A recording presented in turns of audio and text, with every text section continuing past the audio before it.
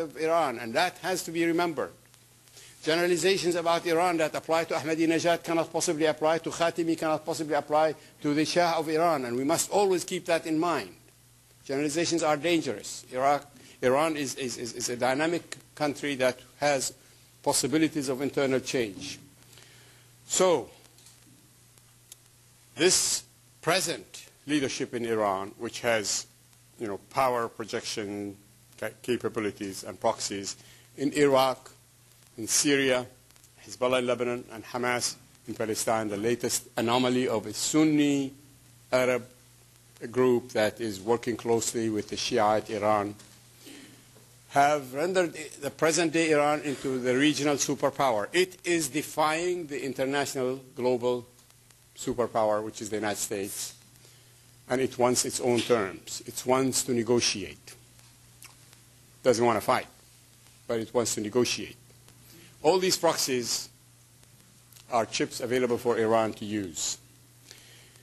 The biggest concern that we have now ourselves about Palestine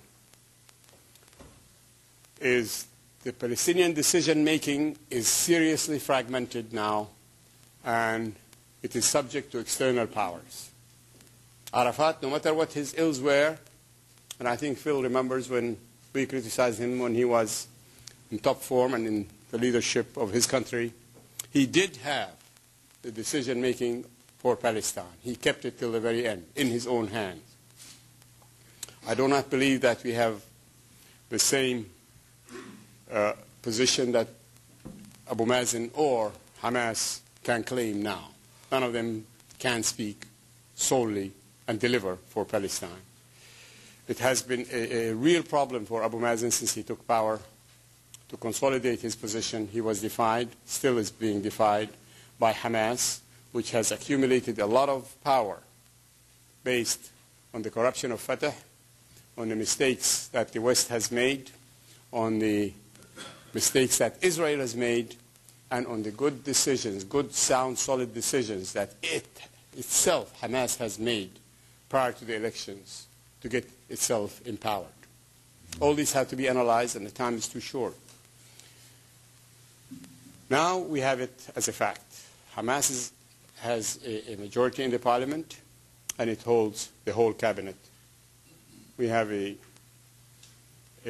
power structure in Palestine with two heads and no decisive power. Abu Mazen did try, I know for a fact, to avoid any conflict with these people. He thought that he could come to some kind of an accommodation with Hamas. He went to Gaza all the time. He accepted to look weak. He did look weak. He did look indecisive. What he wanted to do is to avoid a civil war. He did not want to go down as the one who started a civil war in Palestine, because he understood that would very likely mean the end of Palestine as the dream, the future solution as we know it.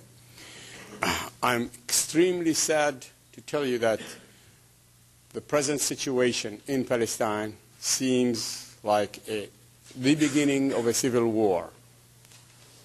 It is hard to see a scenario where this confrontation is going to be avoided. Whatever agreements that they had between Hamas and Fatah evaporated the minute that those decisions needed to be ratified by forces outside of Palestine. Now, this is not entirely hopeless if, and it is not too late, if the right decisions are made globally in the joint venture that I talk about. Israel must understand that the occupation must end. All occupation must end. It has a national interest at stake here that was never threatened by the Palestinians with their pipes that they call missiles and the suicide bombings. They were not a threat to Israel. They were a threat to the psyche of the Israelis. Now there is a real threat, a strategic threat for Israel from the emerging alliance against it. If it does not make a deal with the Palestinians, it will not make it possible for the emergence of a local regional alliance between so-called moderate Arabs, perhaps Turkey, and the Palestinians, Abu Mazen faction and Sinura in Lebanon. If we don't move on Palestine, there will be a confrontation between the superpower and the regional superpower, and Israel will not be safe. Now, this is time for the United States to understand that there is a need to implement what you talk about. If there is no relief for the Palestinian people on the ground in their day-to-day life, removal of checkpoints, releasing prisoners, improving the economy, and putting an end to humiliation as policy, all we do is for naught, and the future will be grim. I do hope that anybody with any influence anywhere understands the need for actual implementation of these things, and quickly, and quickly. If the United States does not make it necessary that the Arabs who will fund today, and Israel's spoken words and actions start today, then we're in for a very hard time. I'll be happy to answer questions. Thank you very much.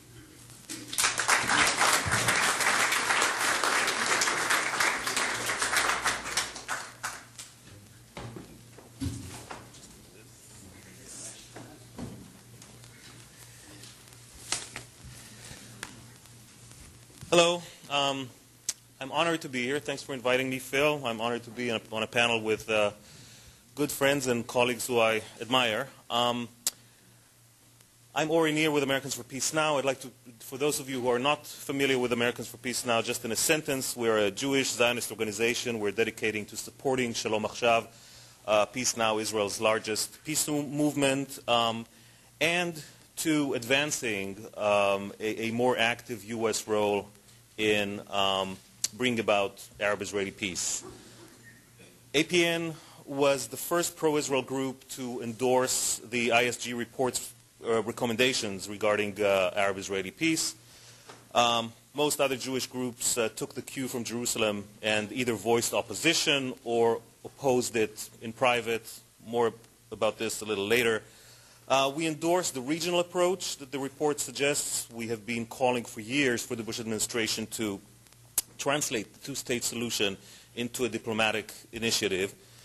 We've been calling for the Bush administration to encourage Israeli talks to Syria rather than discouraging Israel from doing so. We think it's all good for Israel, it's good for the region, it's good for the United States of America, for its interests in the Middle East, both within and beyond the circle of Israel and its neighbors. And we do agree with the Commission's assertion that without addressing the Arab-Israeli conflict, America would not be able to achieve its goals in the region. In other words, we do accept, with some reservations, which I'll talk about later, the notion that there is a link, there is some link at least, which an issue that has now become a subject for attacking the report by some of the more conservative pro-Israel circles. And again, more on that later. What I'd like to do now is take off my hat as the APN spokesman and talk to you a bit about my frustrations as an Israeli who's observed U.S.-Israel relations for many years with what has happened since and even before the report was published. So I'd start by making the observation, the announcement, in my opinion. I think that this peace threat from Washington seems to be over now. It seems to be safe for Israelis to return to the warmth and comfort of the bomb shelters. The conservative wing of America's organized Jewish community has again, I think, come to the rescue and succeeded in making sure that the administration will reject the Iraq Study Group's recommendations on Arab-Israeli peace. And I say again because, unfortunately, this has become a pattern now, particularly under the Bush administration. And I want to talk a bit about how that pattern works. So what usually happens is that something or someone suggests that the administration may become active in pushing or brokering Arab-Israeli peace. It sets off the alarm of potential pressure on Israel, to do things that it may not want to do. People in America who think that they're doing Israel a favor rush to seek assurances from the administration that it is not considering anything of that sort. Assurances are granted. The alarm is over. The administration, as promised, adheres to its posture of cautious inaction. And the status quo deepens, and the violence spirals, and chances for diplomatic breakthroughs become more and more distant. And it happens over and over again. And to an extent, it is because of this dynamic that we're so stuck. Because of the combination of rejectionism among so many within the pro-Israel community in America, and the way in which the White House perceives the electoral impact of that rejectionism. There are a few versions of this dynamic. There were times when Condoleezza Rice called a reporter for Israel's radio, state-run radio, after an to offer on-the-record comments refuting the suggestion that America will expect Israel to withdraw to the 1967 borders. There were times when Jewish community leaders were invited to the White House for clarifications to make sure, after administration officials made some comments of that sort, that there's not going to be any diplomatic action. There were times, such as happened this week, that the White House initiated a conference call to send a kind of an all-clear message. We won't do anything. It's okay. And there was an incident not so long ago when a senior administration official in a public speech suggested that progress toward Arab-Israeli peace was a sine qua non in order to get moderate Arabs, quote, to cooperate actively with the United States on a lot of other things that we care about. I'm talking, of course, of Philip Zelikow, who was the senior counsel to Condoleezza Rice, and then resigned recently, but he said that when he was still in office. Less than an hour after he made the comments, he dropped that bomb suggesting some kind of a linkage. Reporters were already told that assurances were given by the White House that the comments did not reflect U.S. policy, all clear, no linkage, no risk.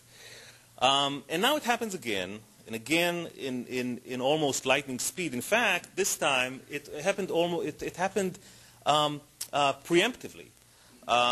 We're told that Prime Minister Olmert, when he came here to meet with President Bush on November 13th, after Bush was initially briefed, apparently, on the ISG report recommendations, then at that 45 minutes that Bush and Olmert spent together in the White House, only the two of them, Bush apparently already reassured Olmert nothing was going to happen, the administration was not going to adopt the recommendations. And after the report was published, after Prime Minister Olmert demanded that members of his cabinet not discuss it, after he said that he himself is not going to discuss it because it's domestic American affairs, doesn't touch Israel, after he did address it by saying that there's no linkage whatsoever between the problems in Iraq and the problems that Israelis and Arabs have, after all that, senior administration officials once again reassured Jewish community leaders here in America that there was nothing to worry about. There was no linkage, no American initiative, no threat of proactive U.S. diplomacy. So we can all celebrate the miracle of Hanukkah 2006. The threats of the evil James Antiochus Baker III did not last even 8 minutes, let alone 8 days. But with all seriousness, I want to say, look, there are many things to criticize in the Baker-Hamilton report. I do think that the notion of linkage between resolving the Arab-Israeli conflict and healing Iraq was overstated. And I do think that the reference that the report makes to the right of return is misfortunate in the sense that this is a phrase that is not in the lexicon of American diplomacy. I do think that prescribing in advance a full Israeli withdrawal from the Golan Heights is not a prudent thing to do. And I do think that the